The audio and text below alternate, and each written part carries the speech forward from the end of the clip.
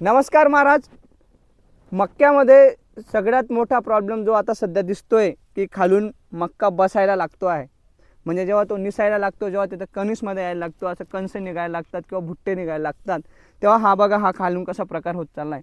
हे सर्रास हर तिसऱ्या चौथ्या प्लॉटमध्ये आपल्याला बघायला भेटेल. याचं कारण काय आहे, याच्यावर पर्याय काय, याच्यावर कशी याला लागवड करायची हे थोडंसं समजून घ्या, म्हणजे या करप्यापासून वाचता येईल. पहिला मुद्दा सांगतो, याच्यावर अजून कुठलंच औषध निघालेलं नाही. कदाचित मी चुकीचा असेल तर, म्हणजे मी 3 वर्षापासून बघतोय महाराज, काहीच औषध नाही आहे. जर कोणत्या कंपनीला वाटत असेल की याच्यावर उपाय 100% आहे तर मला सांगा. माझ्याकडे जवळपास 8-10 हजार एकर असे प्लॉटवाले शेतकरी आहेत. तर मला नक्की सांगा, मी त्यांना तुमचं औषध पोहोचवेल, तुमचं फुकटमध्ये मार्केटिंग करून देईल महाराज. फक्त हा करपा थांबला पाहिजे कशाही करून. तर महाराज हा जो करपा आहे हा नॉर्दर्न कॉर्न लीफ ब्लाइट नावाचा एक रोग आहे. हा साऊथ आफ्रिका अमेरिकाकडनं हा आपल्याकडे आला आहे. 2000मध्ये आला होता. एच गायगर नावाच्या सायंटिस्टने याला शोधलेला होता आणि हा आता जास्त धुमाकूळ घालायला लागला आहे. हा सगळ्यात येण्याचं मेन कारण जे आहे महाराज, हा कधी येतो माहिती आहे का?